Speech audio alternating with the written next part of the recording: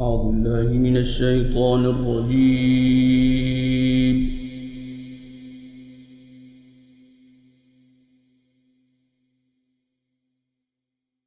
بسم الله الرحمن الرحيم.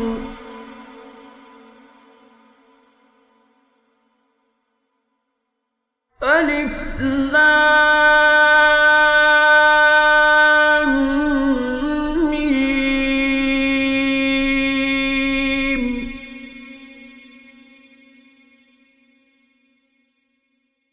تلك آيات الكتاب الحكيم هدى ورحمة للمحسنين.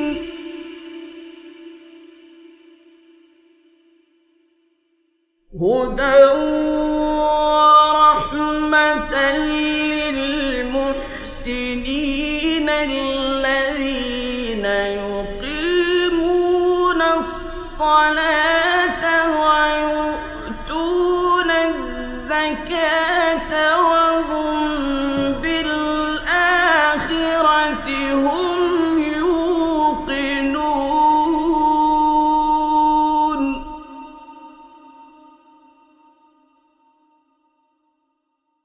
أولئك على هدى من ربهم وأولئك هم المفلحون.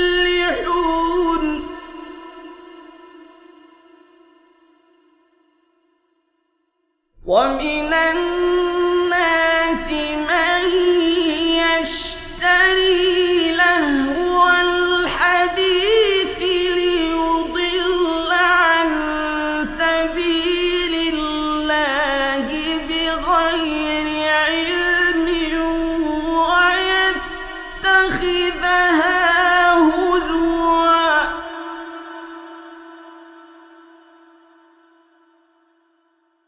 أولئك لهم عذاب مهين.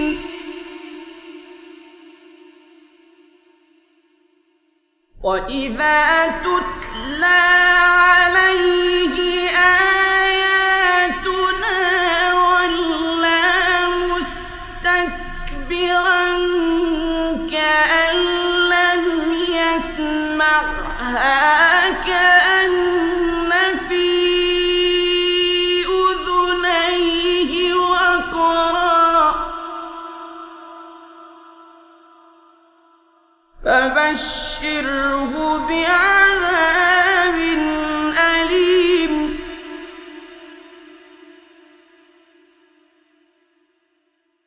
إن الذين آمنوا وعملوا الصالحات لهم جنات النعيم خالدين فيها.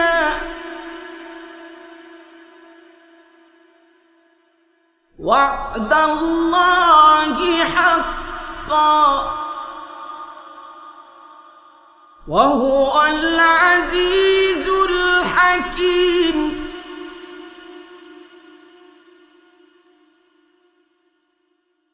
خلق السماوات بغير عمد ترونها وألقى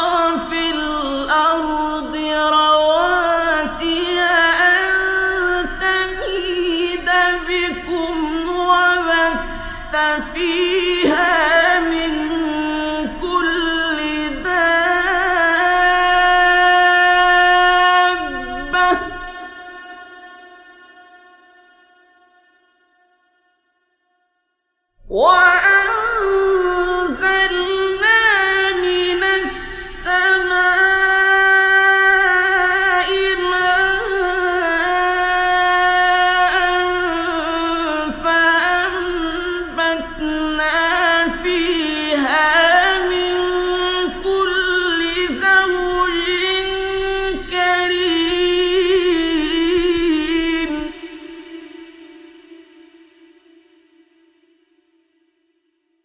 هذا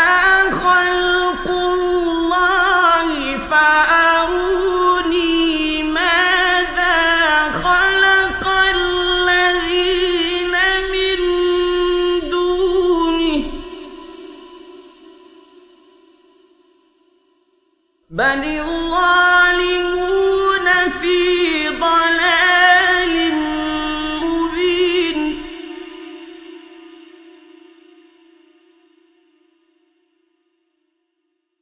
ولقد آتينا لقمان الحكمة أن اشكر لله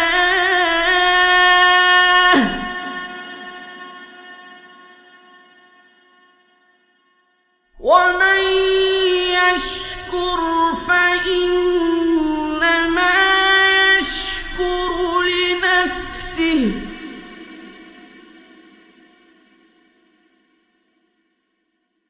ومن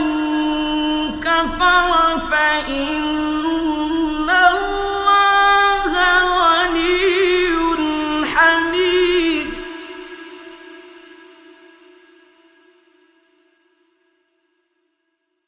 ولقد آتينا لقمان الحكمة أن اشكر لله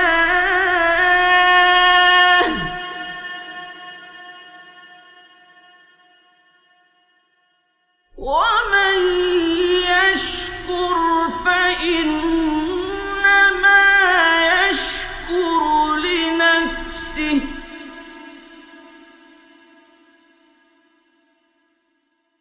ومن كفر فإن الله غني حميد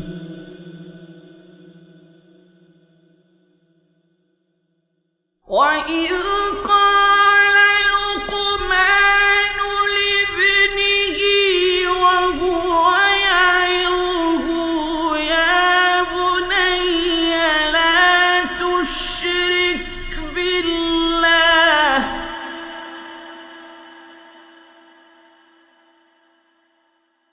إن الشرك لظلم عظيم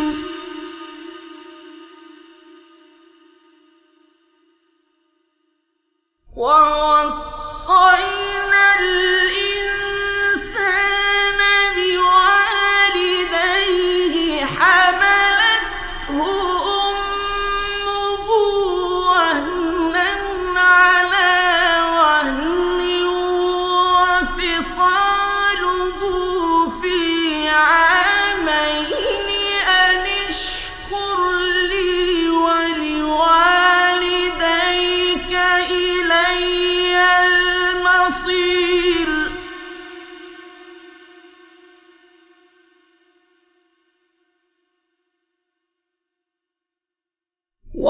ووصينا الإنسان بوالديه حملته أمه وهنا على وهن وفصاله في عامين أن اشكر لي ولوالديك إلي المصير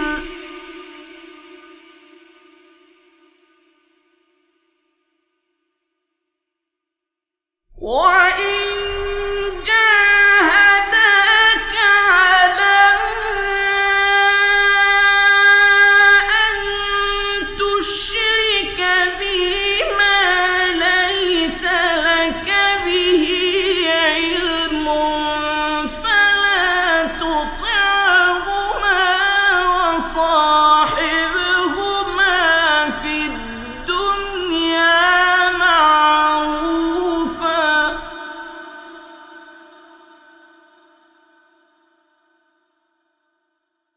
واتبع سبيل من أناب إلي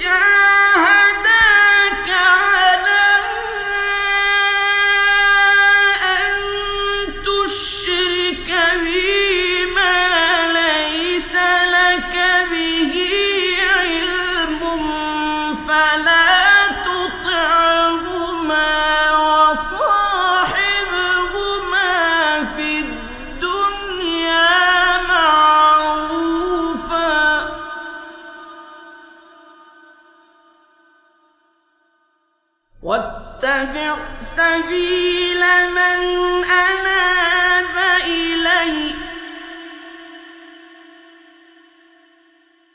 ثم إلي مرجعكم فأنبئكم بما كنتم تعملون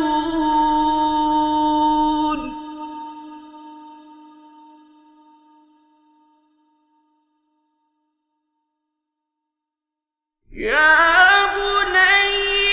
إنها إن تك مثقال حبة من خردل فتكن في صخرة أو في السماوات أو في الأرض يأت بها الله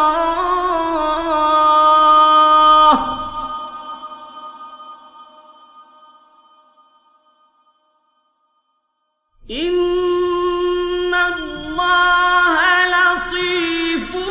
خبير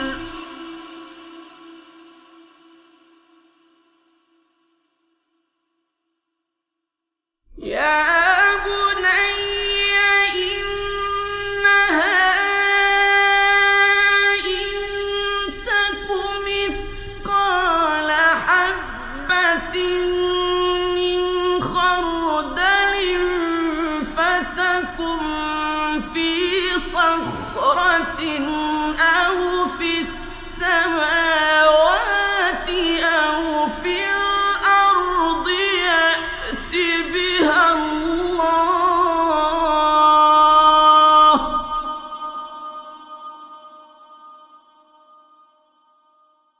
إن الله لطيف خبير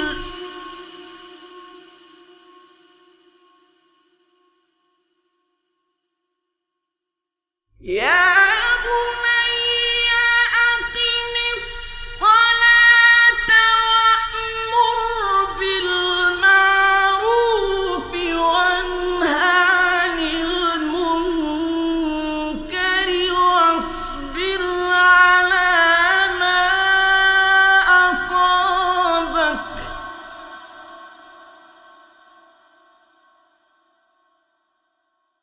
إن ذلك من عزم الأمور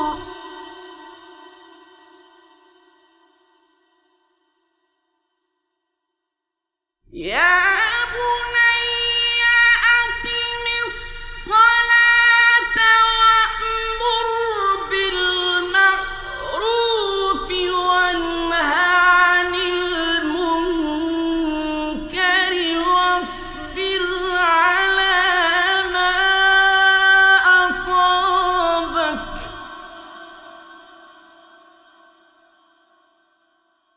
إن ذلك من عزم الأمور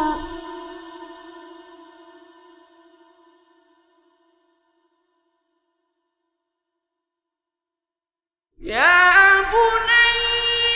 أقم الصلاة وأمر بالمعروف وانه عن المنكر واصبر على ما أصابك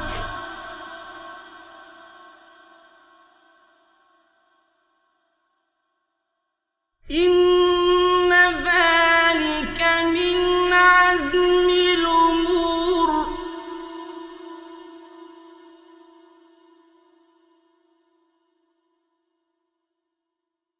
ولا تصعر خدك للناس ولا تمش في الأرض مرحا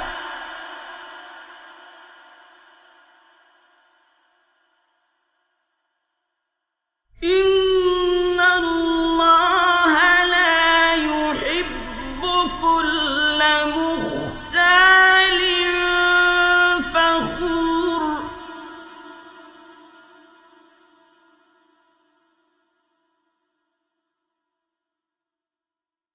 واقصد في مشيك واغضض من صوتك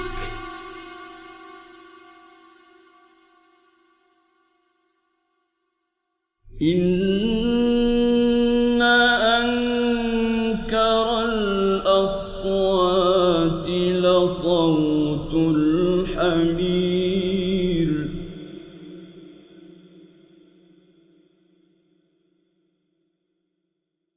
ألم تروا أن الله سخر لكم ما في السماوات وما في الأرض وأسبغ عليكم نعمه ظاهرة وباطنة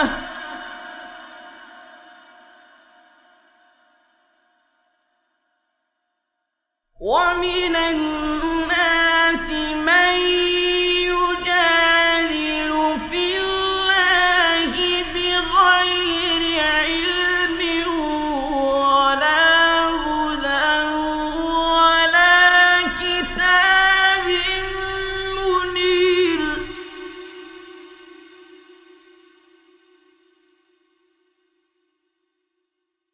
وإذا قيل لهم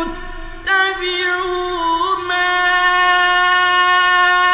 أنزل الله قالوا بل نتبع ما وجدنا عليه آباءنا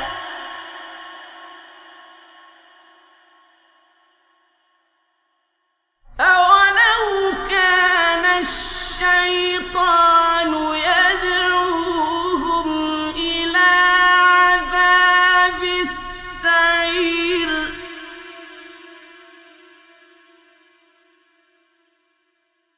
ومن يسلم وجهه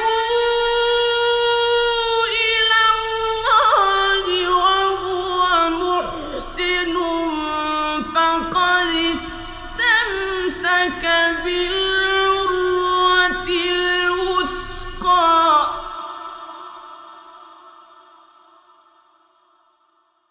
فقد استمسك بالعروة الوثقى وإلى الله عاقبة الأمور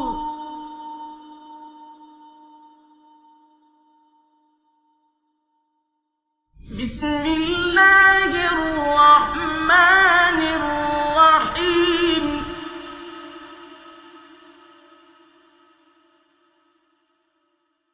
عبس وتولى أن جاءه الأعمى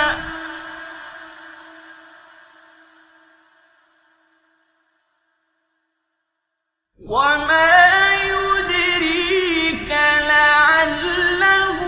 يزكى أو يذكر فتنفعه الذكرى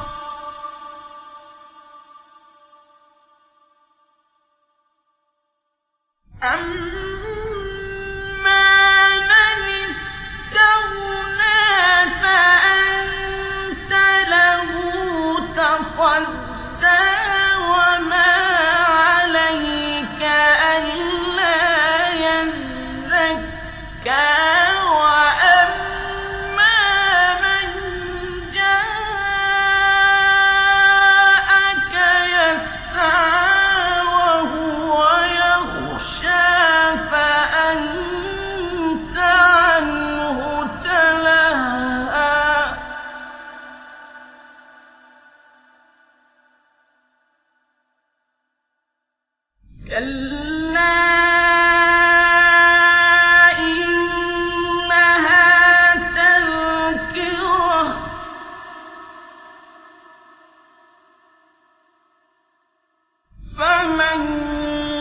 شاء ذكره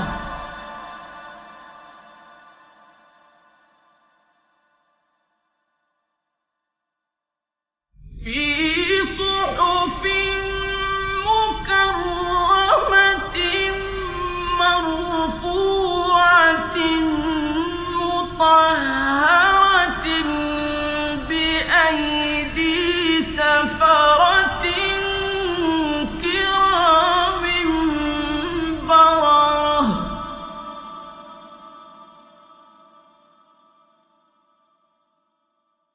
كلا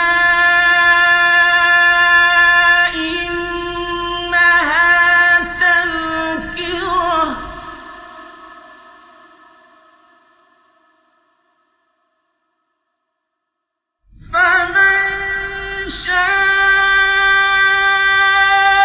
ذكره في صحف مكرمة مرفوعة مطهرة بأيدي سفرة كرام بررة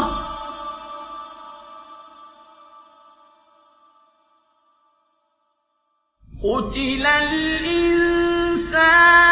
ما أكفره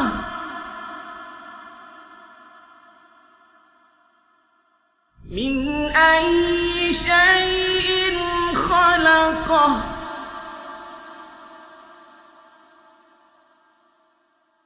من نطفة خلقه فقدره ثم السبيل يسره ثم أماته فأقبره ثم إذا شاء أنشره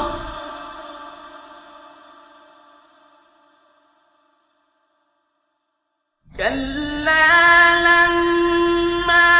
يقض ما أمره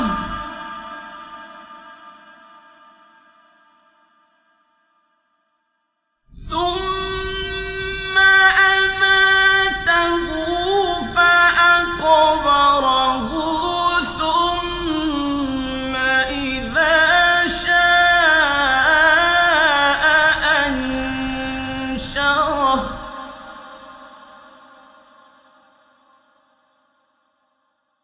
كلا لما يقض ما أمره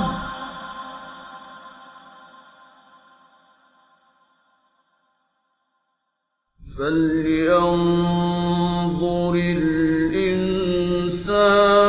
إلى طعامه أنا صببنا الماء صبا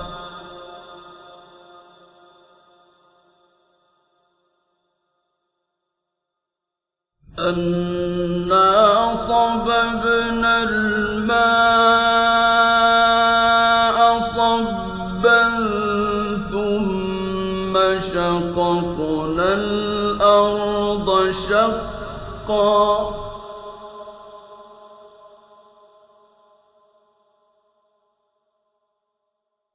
ثم شققنا الأرض شقا فأنبتنا فيها حبا وعنبا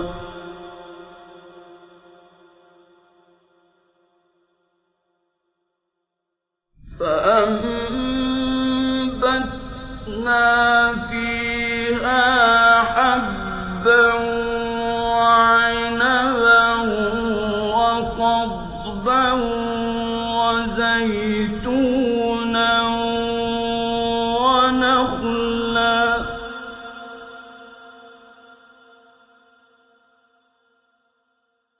وزيتونا ونخلا وحدائق غلبا وفاكهة وأبا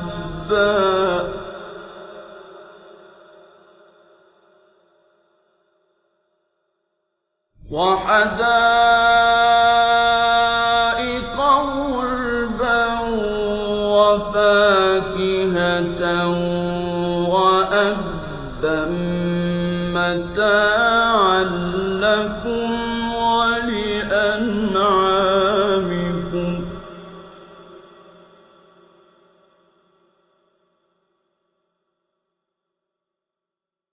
فإذا جاءت الصاخة يوم يفر المرء من أخيه وأمه وأبيه وصاحبته وبنيه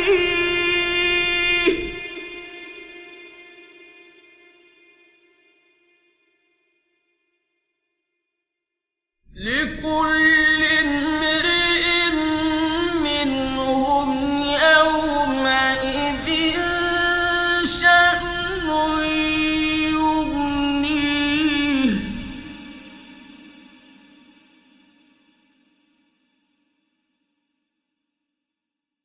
وجوه يومئذ مسفرة ضاحكة مستبشرة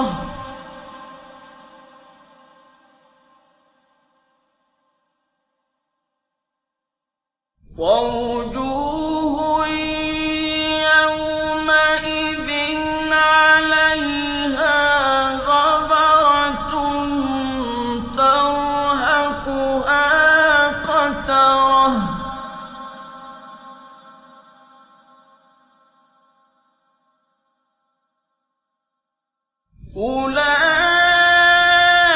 أولئك هم الكفرة الفجرة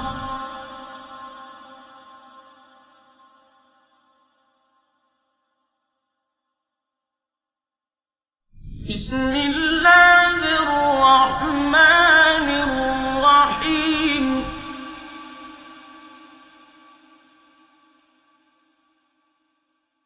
إذا الشمس كورت وإذا النجوم انكدرت وإذا الجبال سيرت وإذا العشار عطلت وإذا الوحوش حشرت وإذا البحار سجرت وإذا النفوس زوجت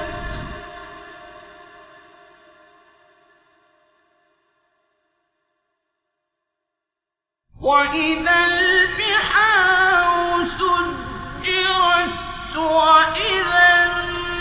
النفوس زوجت وإذا الموءودة سئلت بأي ذنب قتلت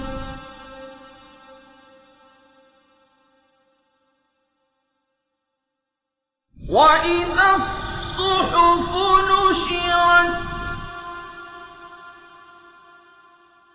وإذا السماء كشطت وإذا الجحيم سعرت وإذا الجنة أزلفت علمت نفس ما أحضرت أحضرت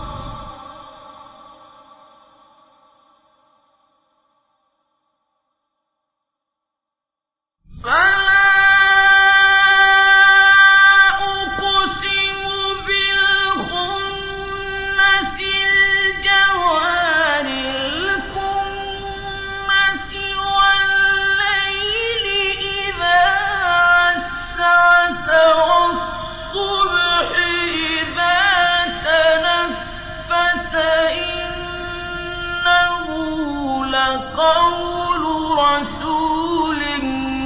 كريم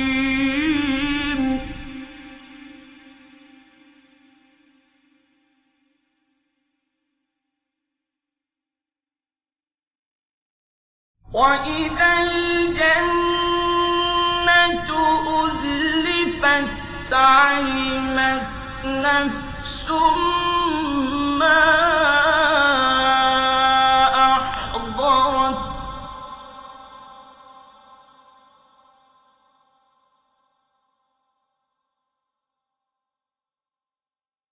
فلا أقسم بالخنس الجوار الكنس والليل إذا عسعس والصبح إذا تنفس إنه لقول رسول كريم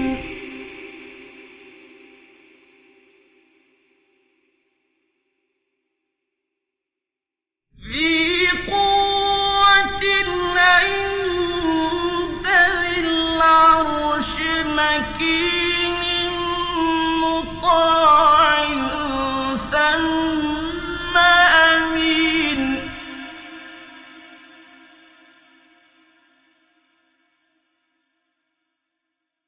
وما صاحبكم بمجنون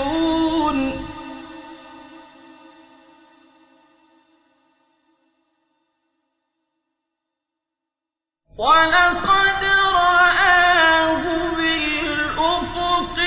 المبين وما هو على الغيب بضنين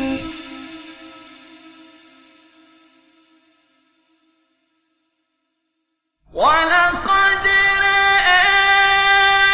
رآه بالأفق المبين وما هو على الغيب بضنين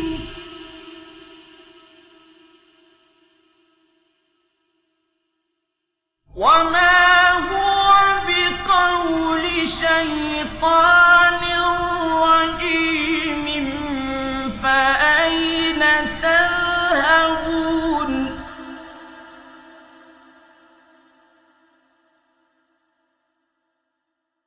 إن هو إلا ذكر للعالمين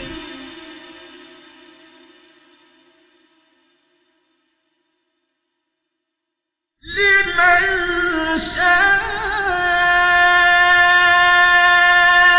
منكم أن يستقيم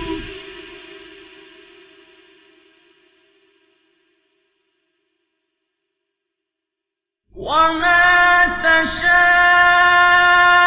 تشاءون إلا أن يشاء الله رب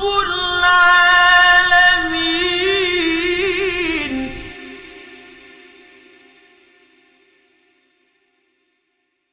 وما تشاءون إلا أن يشاء الله رب العالمين صدق الله